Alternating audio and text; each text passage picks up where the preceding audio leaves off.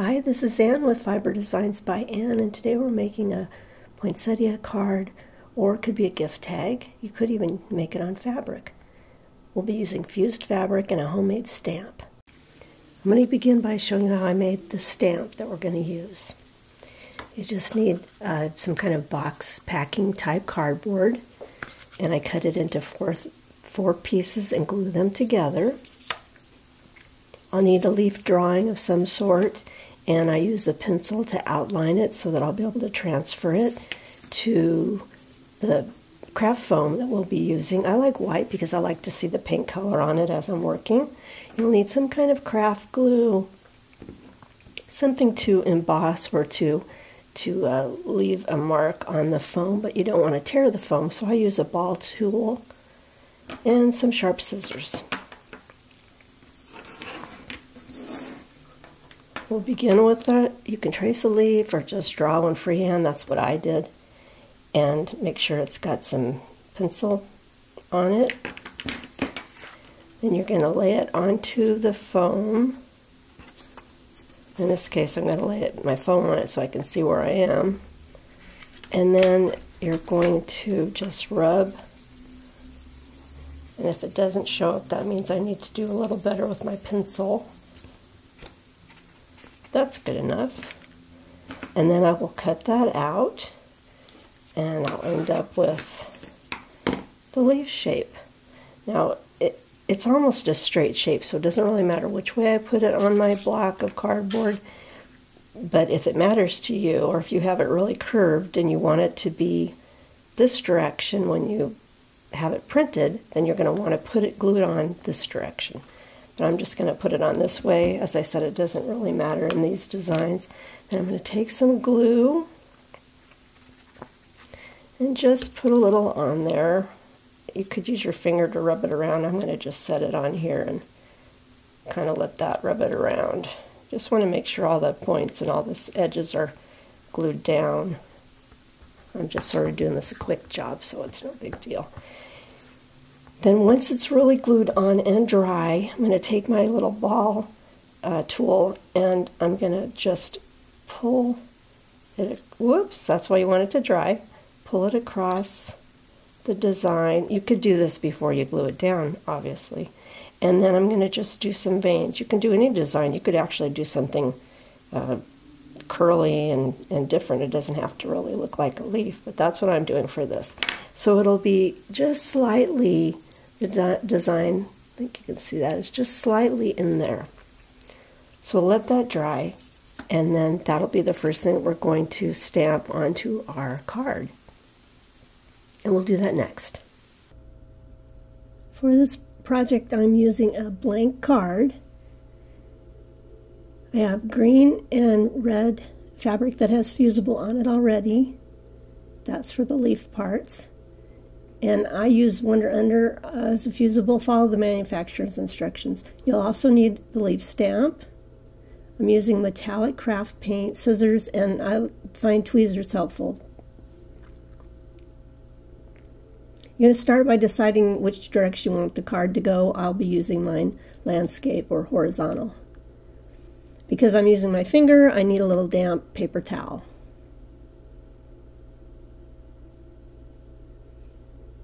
You may want to practice on another piece of paper to get a feel for the amount of paint that you want to apply to the stamp, but realize that this is just the background and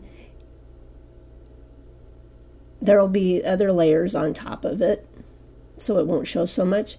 And I use my finger, but a dabber or a felt pad with paint or paintbrush could be used instead. Apply the paint lightly so that the veins aren't filled with paint because they won't show, but you don't want it so light that it dries before you can stamp it.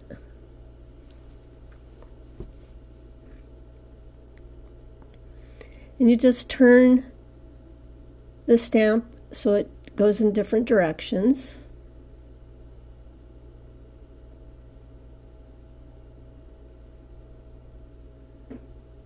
And fill the card in as much as you want.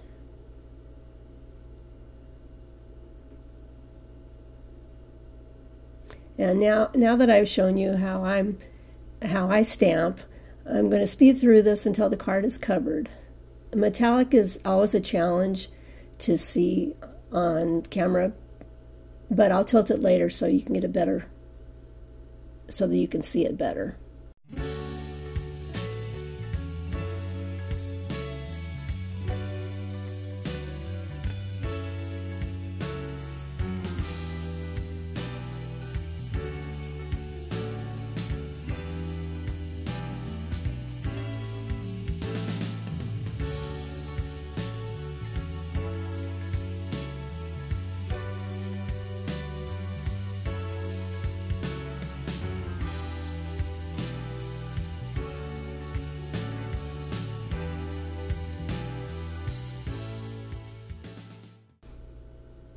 After stamping, I decided to just fill in the white areas by dabbing my finger in paint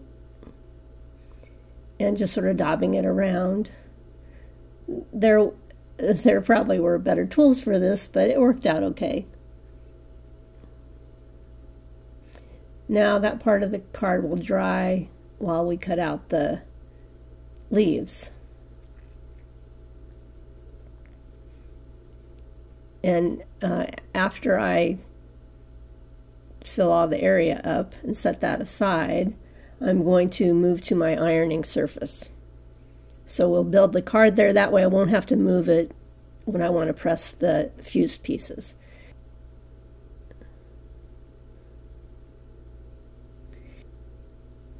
And I'm taking the paper off, but you may want to leave the paper on if it's easier for you to cut. So I just cut it with the fusible on the fabric, but the paper gone. And to start with the green pieces, I look at I cut a rectangle, and then I just cut the leaf shape, wiggling it back and forth, the scissors back and forth, and then go up to the point on the other side, opposite side.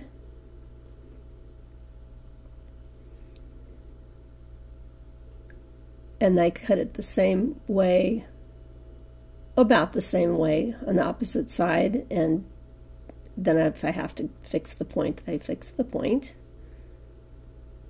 And that's how I do the green leaves that are a little different shaped.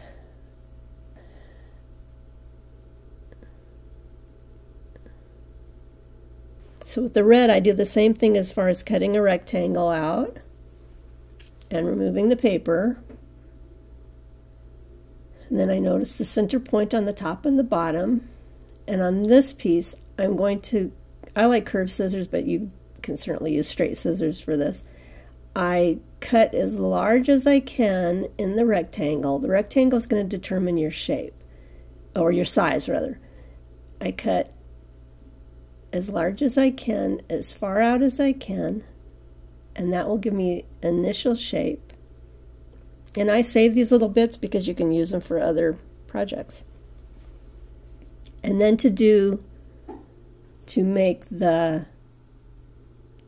outline leaf, I just cut another sort of an eye shape from the first one,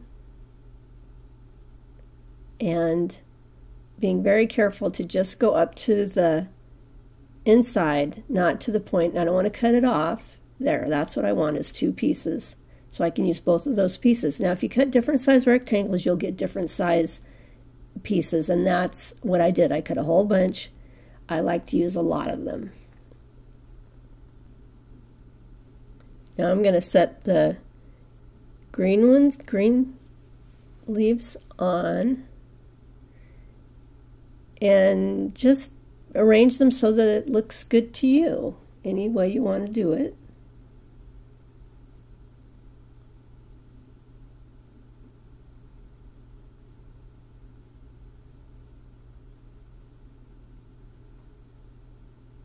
And I have a hot iron and parchment paper, so I'm laying the parchment paper on top, a hot dry iron, and just for a few seconds I'll press across it, iron across it. Be careful now because this paper will be hot. and so will the card. And then just check to see that the pieces are all fused on well. You can see how that metallic changes.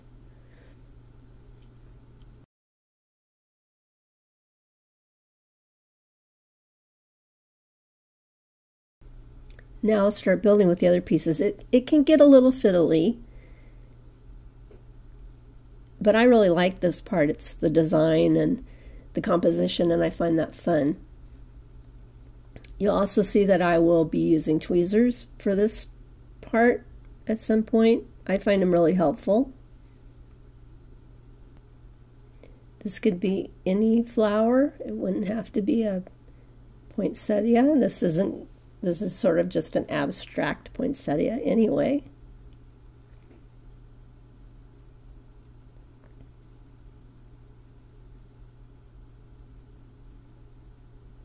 And you can see that I change my mind while I'm doing this. When I get a few more pieces on, I'm going to speed this up because it's the same process, just repeated.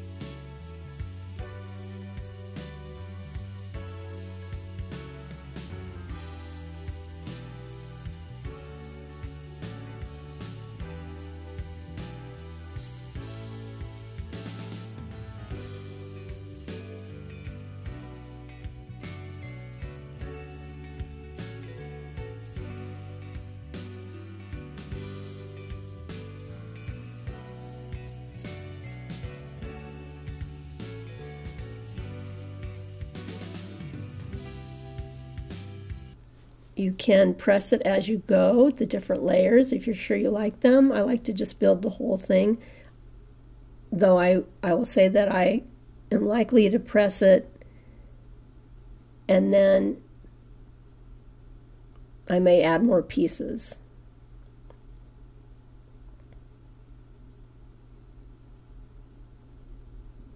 And it'll be the same step. When pressing this time, they'll realize that there are more layers, so it might take a little longer to press all the pieces and get them to adhere, to fuse onto each other and onto the card. And if you're doing this and you lift the parchment or the release paper off, you will, and a piece sticks to it, you'll know that you had that piece upside down. You can just peel it off of your release paper, put it back down, and press it again. Or it may be that it just didn't press on. If the fusible was down the way it should be, it may have just not pressed on because of the heat not being hot enough.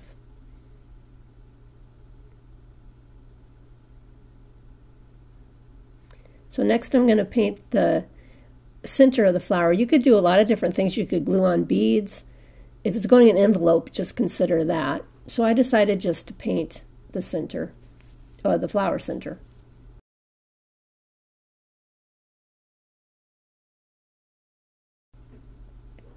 And I'm going to use craft paint in a red, a green, and a yellow. And I have the flat end of a pencil eraser. And I'm also using dot tools. And at some point I'm going to use a paintbrush. So I start with the green and the pencil eraser, and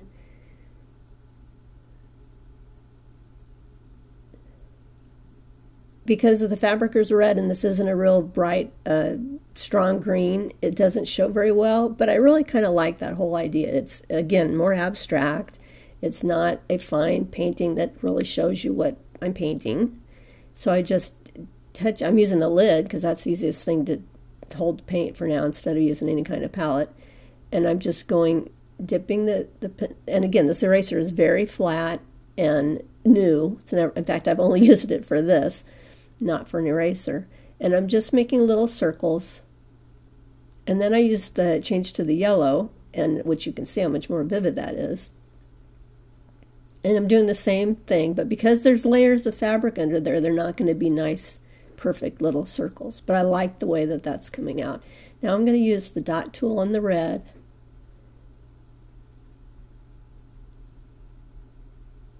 And I have been using a heat gun in between some of these layers so that the paint is dry when I put the next color on, so they don't just mush into one big color. But some of it was still kind of wet. And that's okay. Again, just abstract.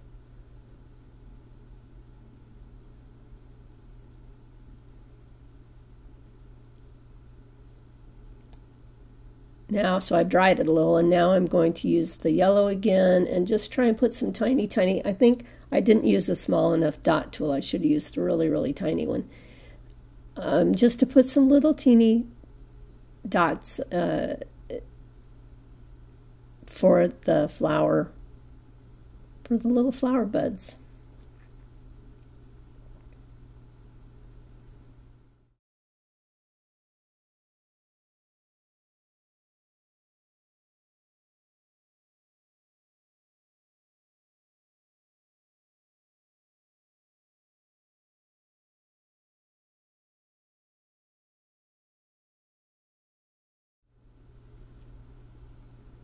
Now I'm taking a paintbrush back to my original green, and I'm just going to define the circle part of these little flowers a little bit better. Using a pointed round brush. It's just another layer. Always add something to add more layers, I think. A little more depth, a little more detail.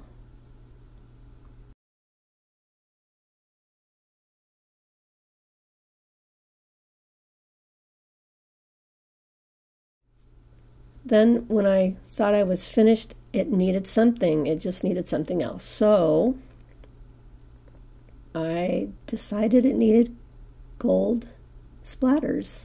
And I don't show that on here, but I just put some gold paint on a paintbrush and tapped it and got gold splatters. I made a tag in the same way, only I used different sizes of leaves and a different color paint for the stamped leaf.